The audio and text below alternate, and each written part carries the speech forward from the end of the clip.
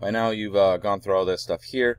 I just want to talk about this next section before you go into it, the simple JavaScript examples. You do not have to go through all these. I would suggest going through at least some of them,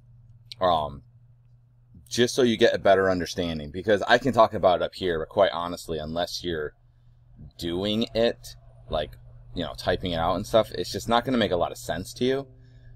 So what I would suggest is, and the more it doesn't make sense, I would just say go through these, because basically what I'll do is I'll just I'll read off, I'll basically create what this is. So this one's like a read more. So if you look on the right, this is the code, which you can kind of honestly just kind of copy and paste. So this is the HTML, this is the CSS you put in the head or a separate CSS file, and then this is the JavaScript, which you put inside of a script or out, you know, in a separate JavaScript file. Don't mind that. Yada yada yada. And then over here I kind of explain what it is. So like P, the text, span, the dots, holds the hidden, I don't know what they're talking about. Okay, that's cool.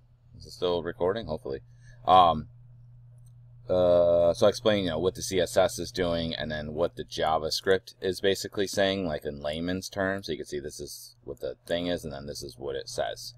Yada yada yada.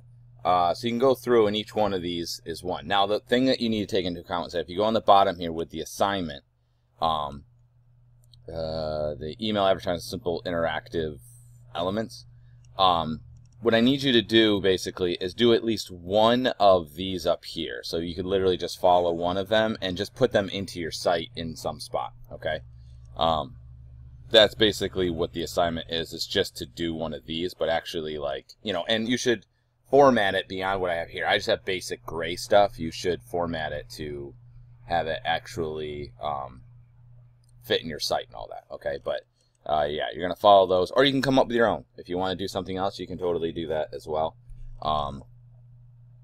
Yeah, so that's it.